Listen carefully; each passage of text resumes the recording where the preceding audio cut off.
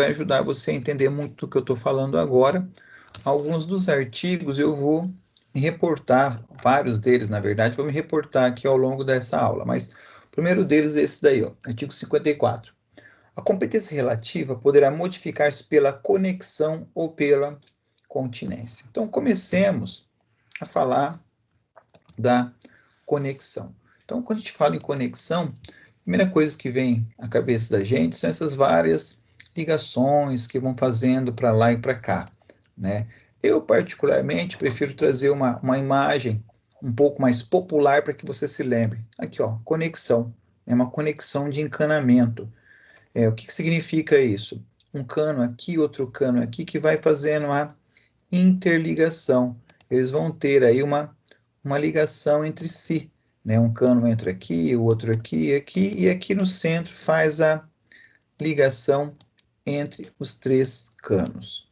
Então, essa é o que a gente chama de conexão. Para nós, a conexão, ela é tipificada em duas coisas: pedido ou causa de pedir. Esse ou faz toda a diferença. Não tem que ter as duas coisas.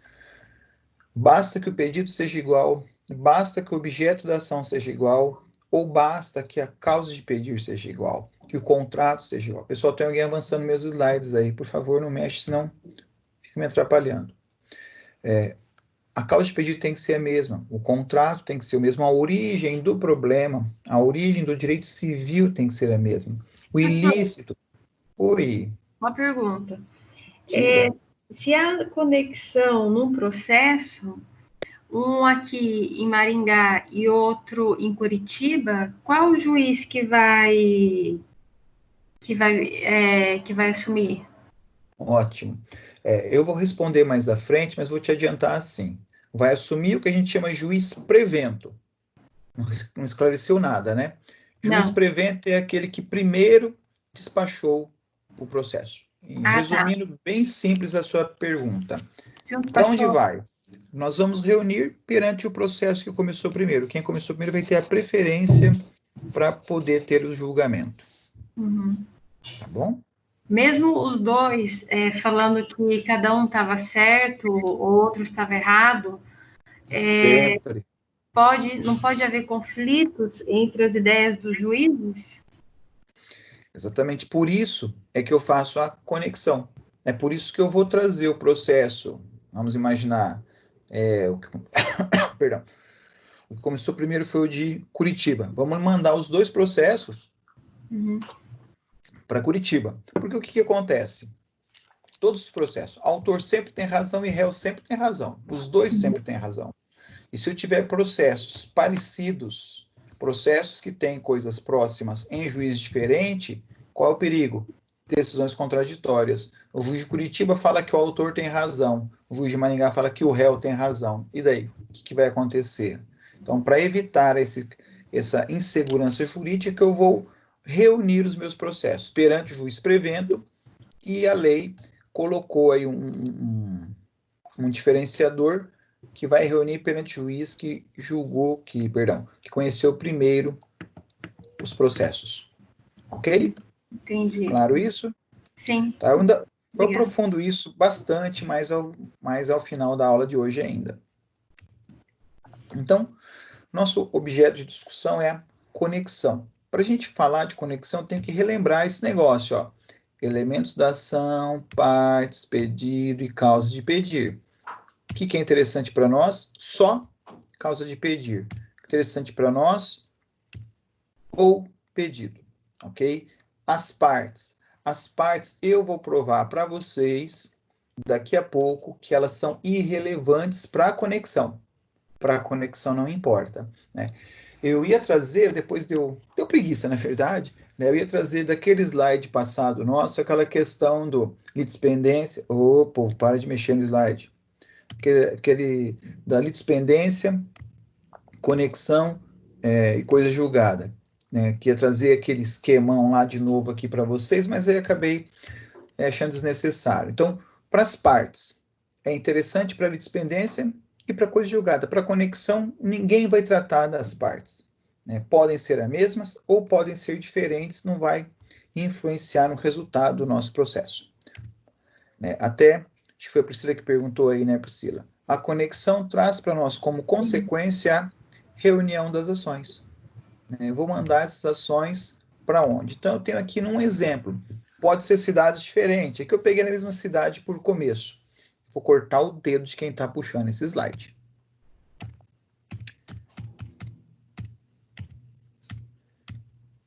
Aqui eu optei em colocar na mesma comarca por enquanto. Poderiam ser comarcas diferentes, não tem problema.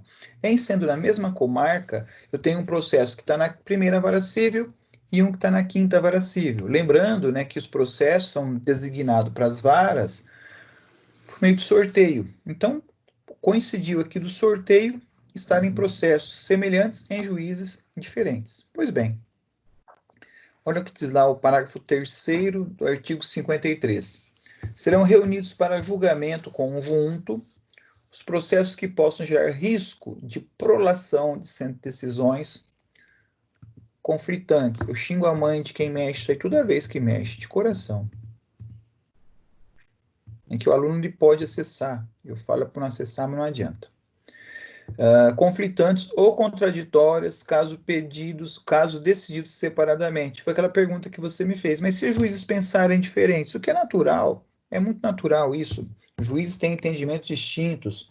Já relatei para vocês diversas vezes que eu cuido de ações de desapropriação e as ações são completamente diferentes. Você pega lá a mesma contestação, o mesmo agravo, e o juiz julga de forma distinta. Então, esse risco ele é muito presente no processo civil. O que eu vou fazer então? Eu vou fazer o que se chama de prorrogação de competência.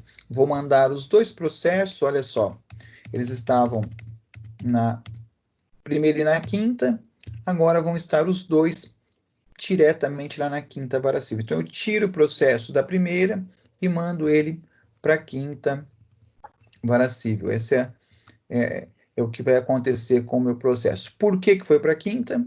Por conta da prevenção, por conta de quem começou primeiro, e vamos detalhando devagarinho essa matéria. A gente chama isso então de prorrogação de competência. Prorrogou-se aquela competência, aquele processo que era da primeira veio para a quinta. É uma expressão comum que a gente usar, essa questão de prorrogar uma competência, né? Para quem gosta de conceito, né? Prorrogar a competência é tornar competente um juiz que inicialmente não era. Então, é tornar competente um juiz que inicialmente não era competente. Então, inicialmente, o juiz da primeira vara civil não era competente.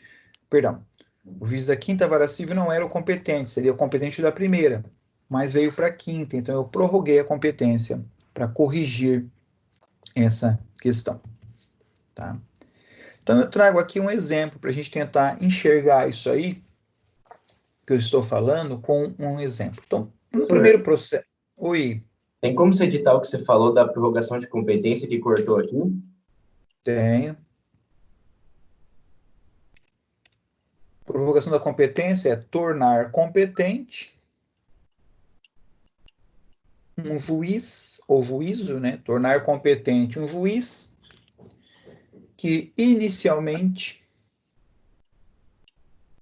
não teria competência. Então, é aquele exemplo que eu coloquei. O processo teria que ser na primeira vara civil, mas eu tornei competente o da quinta, porque já havia na quinta um outro processo semelhante àquele lá. Ok? Beleza. Então, separei aqui para nós um exemplo do cotidiano, aí, uma coisa normal.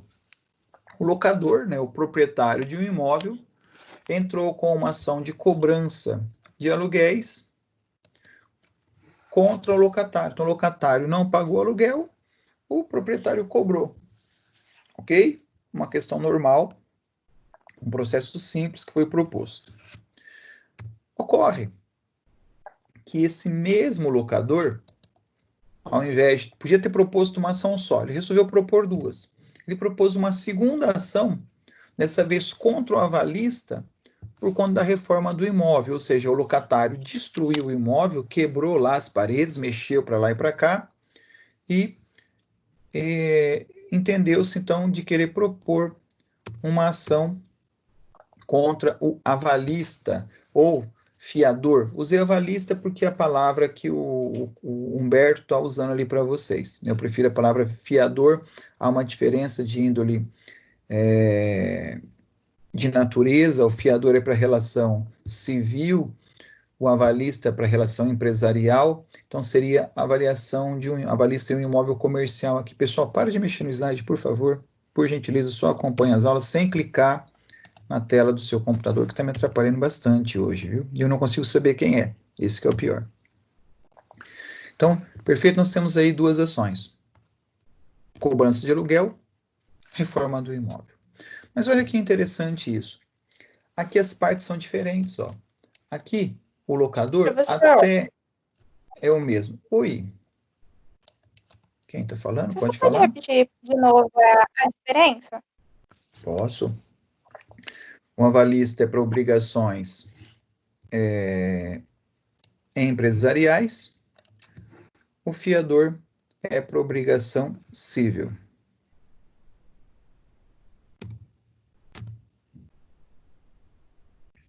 Pegou a ideia?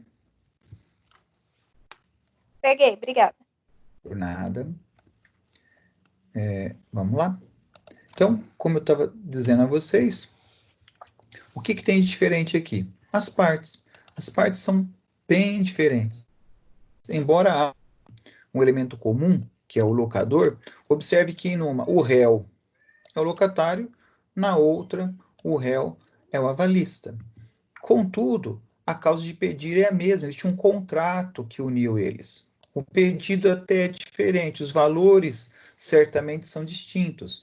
O valor dos aluguéis certamente são bem menores que o valor da reforma do imóvel. Então, qual é o elo comum aqui? O elo comum aqui é a causa de pedir. O contrato é o mesmo, né? A causa de pedir remota é a mesma. Então, isso aí aproxima as partes desse nosso processo. Consequência, serão reunidos, o mesmo parágrafo 3º, para julgamento conjunto, os processos que geram risco de decisões conflitantes ou contraditórias. Então, eu vou reunir esses processos. Mas a pergunta da Priscila, reunir aonde? Como é que eu faço essa reunião? Pois bem, a conexão me leva a essa reunião. Reunir onde?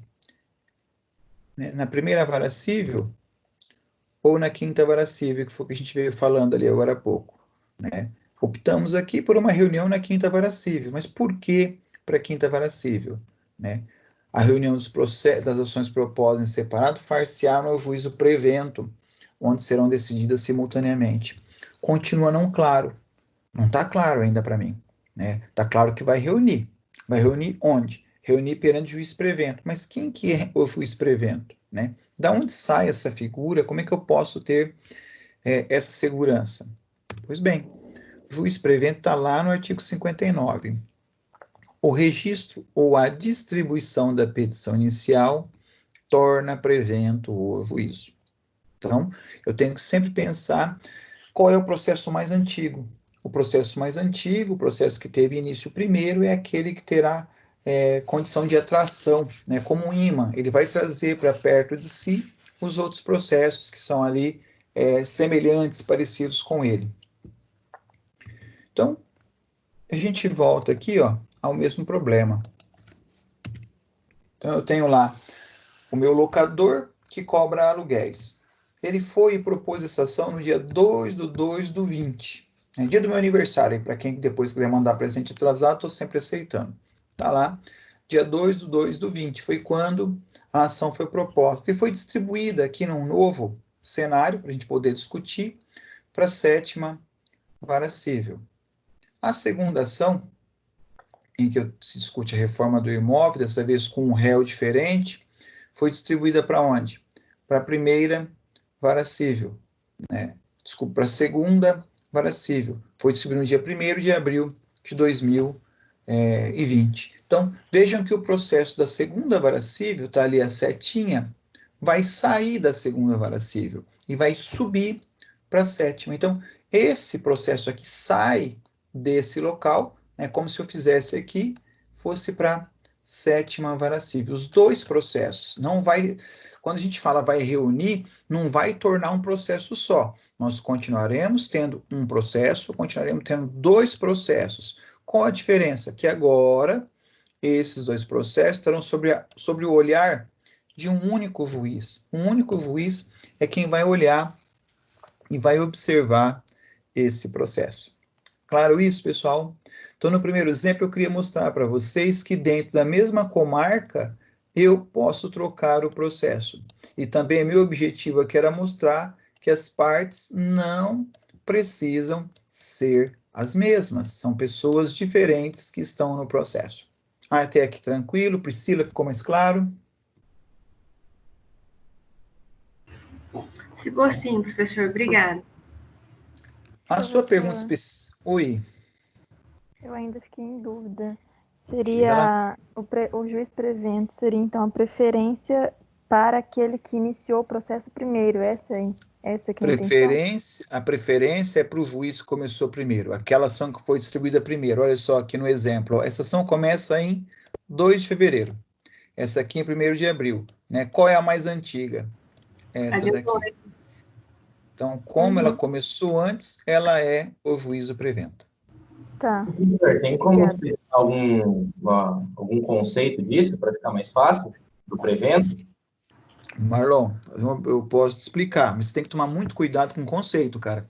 Hoje em dia, só saber o conceito, você tem que saber aplicar o conceito, tá? Eu observo que você é uma pessoa que tem muito cuidado com os conceitos. O conceito, hoje em dia, ele pouco resolve na sua vida, mas vamos lá.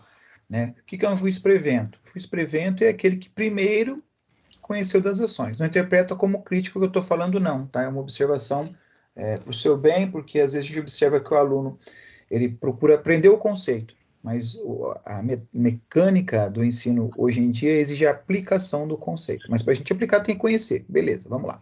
Então, juiz prevento é aquele que primeiro, né, aquele que está prevenido, é aquele que primeiro conheceu das ações. Ok? Então, juiz prevento é o que conheceu primeiro das ações.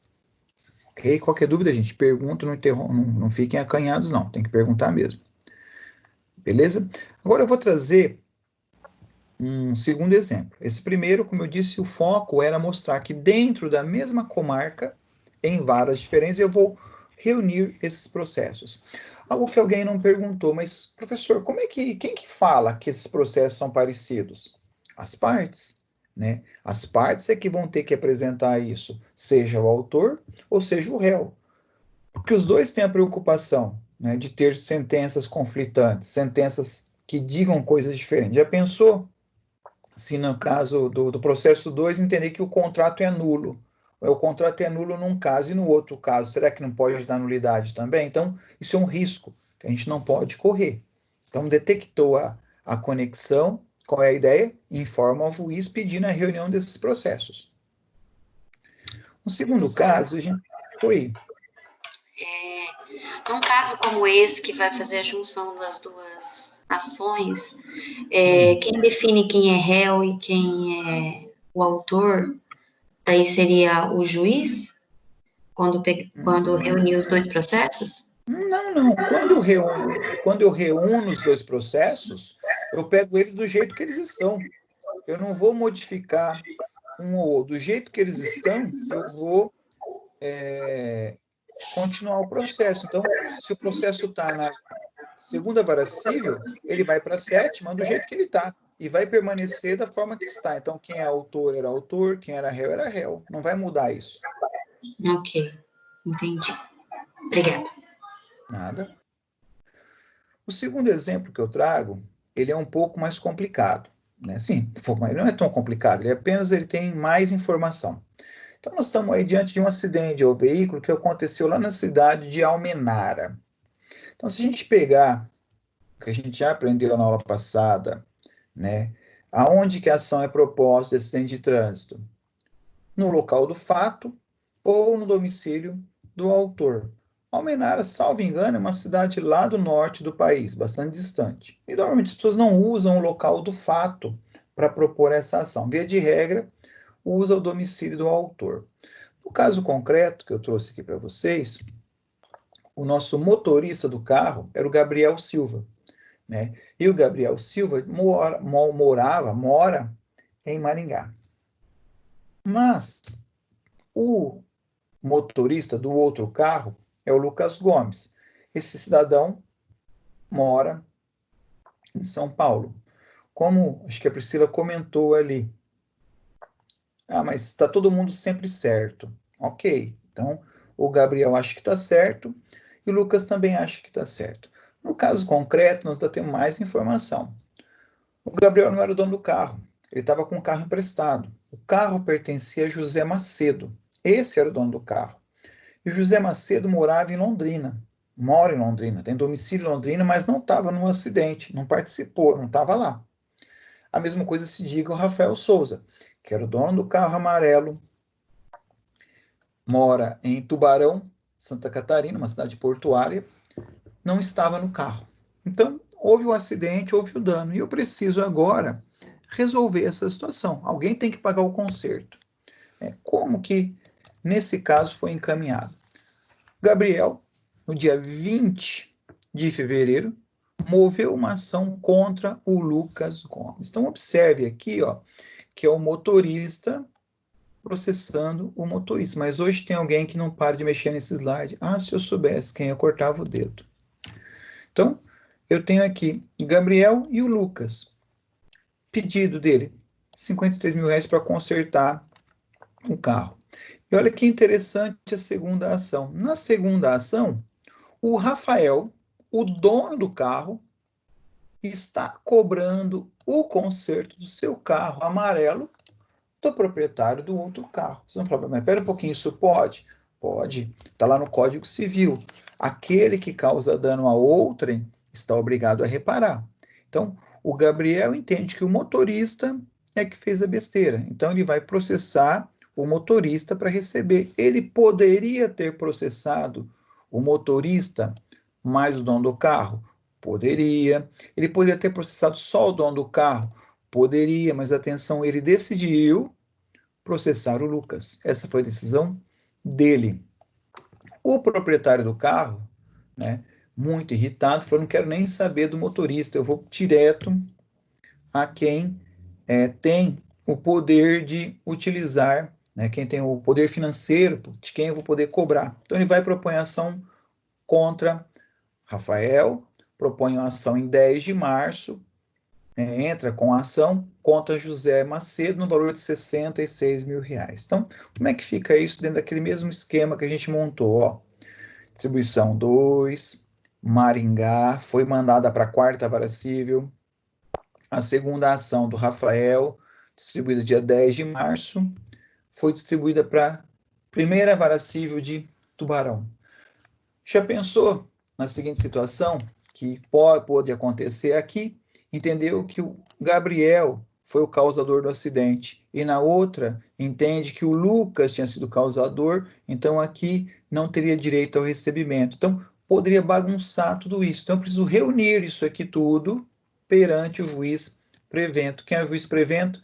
Escala é feita pelo tempo. Qual a ação mais antiga? Tá aqui. E olha que interessante. O processo sai de Tubarão e vem para Maringá.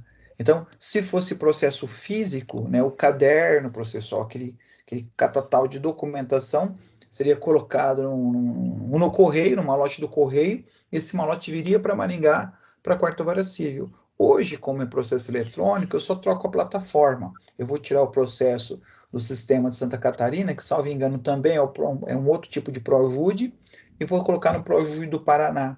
Então, vai ficar o juiz da comarca de Maringá responsável pelo julgamento. Então, vejam que se a gente seguir, só um minutinho, vejam que se a gente seguir a escala do que a gente aprendeu na aula passada, a ação foi proposta onde? Maringá, domicílio do autor. O autor da ação propôs a ação em Maringá. No segundo caso, o autor da ação é o Rafael Macedo, ele propôs no domicílio dele.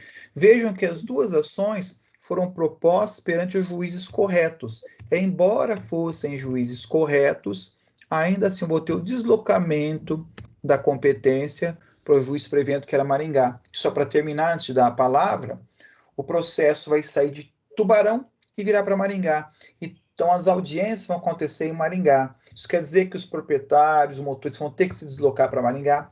Vão ter que se deslocar. Diga. Mas isso aí não seria um enriquecimento sem causa? Porque ele já está cobrando 53 mil para arrumar o veículo. Depois ele está pedindo do outro cara 66 mil, mas para que necessariamente? Não, veja só. Olha só aqui, ó. Olha o que está acontecendo. Ó.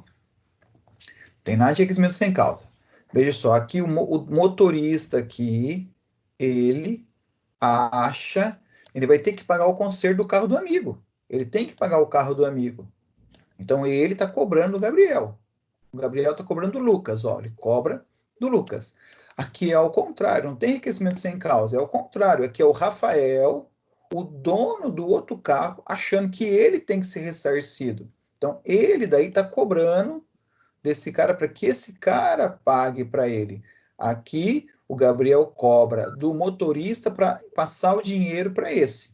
Na outra ação, esse aqui que é o dinheiro. Então, eu não tenho duas ações para cobrar duas vezes a mesma dívida. Estão cobrando de pessoas diferentes. Agora, vocês concordam comigo que num acidente de carro, um dos dois carros foi o culpado? Não dá para os dois terem a culpa aqui? É claro, existe uma coisa chamada culpa concorrente, mas não vou nem entrar nessa discussão agora. Normalmente, se a gente pegar a lei de trânsito, é a lei mais lógica que existe. Não teria, se as pessoas respeitassem as leis de trânsito, seria impossível nós termos acidentes. Seria impossível termos acidentes. Não sei se respondi agora. Ficou claro isso? Uhum. Tá, então, não está sendo cobrado duas vezes a mesma dívida. Não, pelo contrário. São duas dívidas diferentes, sendo cobradas de pessoas diferentes em locais diferentes. Só que como há o risco de ter decisões conflitantes, olha o que aconteceu. Foram propostas no local correto. Mesmo assim, os processos virão para Maringá. Quem ficou em prejuízo, digamos assim? O pessoal de Tubarão, que vai ter que gastar mais com viagem, vai ter mais despesa, mais dor de cabeça. Mas, infelizmente, são as regras que vigoram no quesito da prevenção. Ok? Tranquilo até aqui, pessoal? Posso avançar? Então, vamos agora para um terceiro exemplo. Então, no primeiro exemplo, a gente viu na mesma comarca. No segundo exemplo, agora que nós vimos, uma segunda comarca. Ah, quero chamar a atenção para isso aqui ainda. Ó, observam que são as pessoas completamente diferentes. Mesmo sendo autores e réus, olha só, os réus são completamente diferentes, os autores são completamente diferentes, então as partes são absolutamente diferentes uma das outras, mas ainda assim nós vamos ter conexão. Por que vamos ter conexão? A causa de pedir é a mesma. O objeto é o mesmo. A gente quer estar discutindo o mesmo acidente de trânsito. E no acidente de trânsito, algum só foi culpado. Por isso, a necessidade de que um único juiz julgue e acompanhe esse processo. Último exemplo, para a gente fechar essa explicação. Tem um cidadão, né, choroso, triste, por quê? Esse é o Jonas Carvalho, para quem não conhece, ele é de Londrina. Ele está muito triste porque ele está sofrendo uma ação de alimentos. Ação de alimentos, pelo que a gente já estudou, deverá ser proposta no domicílio do alimentando, ou seja, quem vai pedir os alimentos, quem precisa dos alimentos. Aí, no caso, quem está precisando dos alimentos é a nossa colega Gabriela Souza. Ela é do Rio de Janeiro e sua mãe também é do Rio de Janeiro. Né? O que acontece? Acontece que essa ação teria que ser proposta no Rio de Janeiro. A decisão, a melhor decisão, seria propor no domicílio dela. Mas olha o que aconteceu. Por decisão dela, ela quis propor a ação em Londrina. Ela poderia ter proposta no Rio de Janeiro, mas ela quis propor Londrina. Por quê? Sei lá, e é irrelevante isso. Ela propôs no domicílio do autor. Olha só, mesmo que a competência fosse outra, mesmo que a competência fosse Rio de Janeiro, se ela propôs a ação em Londrina, houve a prorrogação da competência. Ou seja, aquele processo que inicialmente teria que ter sido no Rio de Janeiro, como foi proposto em Londrina, termina sendo o local correto para que a ação ocorra. Por quê? Nós temos, então, a prorrogação da competência. Ok? Claro isso, pessoal? Então, a gente tem que estar muito atento ao seguinte: quando a gente propõe uma ação, a gente tem que propor na comarca correta. Mesmo propondo na comarca correta, a gente tem algumas situações, como, por exemplo, o foro direito. Oi. Vamos supor assim, então, que aconteceu, por exemplo, naquele caso do acidente de carro. Só que um cara, ele mora no norte do país e o outro mora no sul. Perfeito. E aí, no caso, o cara que mora no norte ingressa primeiro com a ação. Perfeito. Como é que o cara... E vamos supor que o cara do sul não tem condições de ficar atravessando o país para ir para lá. Como é que faz aí para tocar a ação? Marlon, assim, o Poder Judiciário, ele não faz assistência social, né? Então, a gente tem que separar muito bem as coisas, é um aspecto que eu sempre digo: o processo civil, ele exige para proteger patrimônio. Existe essa grande preocupação, proteção de patrimônio, né? Então, vou pegar aqui, vou dar essa tela em branco aqui, o A entrou com uma ação contra B, e A foi lá e propôs a ação, por exemplo, numa cidade lá em, sei lá, uma cidade do Tocantins, por exemplo, Palmas, lá em Palmas. E foi e propôs a ação em Palmas. Alegando o quê? Alegando, claro, que o B bateu no seu carro e que tem que consertar esse carro. B, que é lá de Porto Alegre, né, vai lá, propõe a ação dele, B, contra A. Veja, aqui ninguém está muito preocupado com as condições financeiras das pessoas. Inclusive, ninguém nem tocou nesse assunto da condição financeira. Por quê? O que interessa para nós é o seguinte: o que o processo civil fala? Fala que eu vou reunir as ações no juiz prevento. Então, se esse aqui começou primeiro, o processo que está aqui sobe para lá.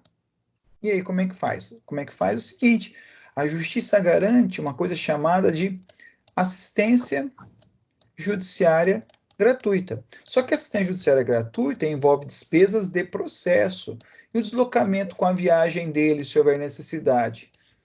Marlon, sinto muito, ele vai ter que arcar com a despesa. Se não tiver como, o Estado não tem como dar uma proteção para ele nesse aspecto.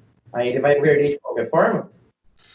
Veja, o processo vai seguir sem a participação dele. Infelizmente, se ele não tiver que ir lá. É claro que hoje são muito poucas as situações que você vai precisar, não sei se seja uma audiência. Agora, se ele não puder ir à audiência e perder por causa da audiência, infelizmente, o Estado não tem como fazer diferente. Né? O que o Estado pode fazer é nomear um juiz, nomear um advogado para fazer a defesa dele lá pela assistência judiciária gratuita, mas a presença física dele não tem como garantir que vá para lá. Isso não tem como. Então, porque, por exemplo, assim, quando eu estava na terceira vara civil, quando aconteceu alguma coisa assim, eles faziam videoconferência. Ok, hoje eu tenho a possibilidade da videoconferência, né? Mas você me perguntou sobre a viagem dele. A viagem dele ninguém vai custear, não. Agora, dá para usar outros mecanismos? Até dá, não tem nenhum problema. A gente pode tentar facilitar. Agora, vamos imaginar que fosse uma oitiva que precisasse da presença de alguém. Essa presença o Estado não tem como garantir que a pessoa vai. É um ônus para cada um, infelizmente. Entendi. Ok? Tem uma menina perguntando, diga, querida. Alô? Oi, não, sou eu, professor. Já tirou minha dúvida. Não, era só sobre isso mesmo, sobre os custos. Mas... As custas do processo, quem perder vai pagar. Isso é claro, quem perder vai pagar. Agora, a dúvida do Marlon mas se a pessoa não tiver condição de ir, então, aí não há muito o que fazer. Uhum. Tá? Certo. Mesmo eu provando, vamos supor que B está errado, o B pode pagar, eu sendo uma baixa renda, ou não tendo valores, renda fixa, o B pode pagar o meu advogado, não pode? Não, veja, cada pessoa é responsável, né, pelas suas responsabilidades. Então, há arca com as despesas dele. É mais ou menos assim, não é? Não, veja, cada parte arca com a sua mesma trabalhista, cada parte arca com a sua responsabilidade. Quando acaba o processo, Quem venceu vai reembolsar a outra parte. Vamos imaginar aqui que B venceu. Então, B venceu. Então, B gastou R$1.000 com advogado, gastou lá R$500 com o processo. O A vai pagar toda a despesa de B. Então, quem venceu o processo vai pagar. Agora, as despesas que acontecem ao longo do processo, cada pessoa arca com o seu durante o processo. Não tem como ser diferente. Ok? Não, entendi. Aí vamos supor que B consiga provas dizendo que A era o errado. Volta o processo ou não? Como que é? Não. Se o processo houve a prevenção, aonde foi o processo, lá será sentenciado. Não vai trocar de lugar. Então, ele vai levar as provas dele lá para o Tocantins, vai levar tudo para o Tocantins. Se ele tiver direito, o juiz do Tocantins dá a sentença para ele. Ok? Ok, obrigada. Mais alguém? Pois bem, então, a gente tem aqui ainda uma última informação que até é preparatório para a nossa próxima aula. Qual que é a nossa última informação que a gente precisa trabalhar agora com vocês? É o seguinte, nós ainda temos essa possibilidade aqui do foro de eleição ou domicílio do réu. Então, o domicílio, vamos imaginar aqui que o nosso réu seja de Curitiba. Tá? Então, presta muita atenção no que eu vou falar aqui, porque não tem desenhozinhos para explicar isso, depois vai ser difícil de resgatar só com slide. O réu é de Curitiba. Então, eu preciso propor uma ação normal contra ele. A gente aprendeu que a ação é proposta no domicílio do réu. Ok? Mas, por algum motivo, o autor sendo de Maringá, ele faz errado, ele propõe a ação aqui em Maringá. Onde seria correto? Curitiba. Ele errou, mas propôs aqui em Maringá. Pode ter errado de propósito ou errado sem querer, isso não interessa, ele errou. A ação está em Maringá. Qual é o direito do réu? O direito do réu é pedir que a ação vá para Curitiba. É direito dele. Atenção ao que eu vou dizer agora.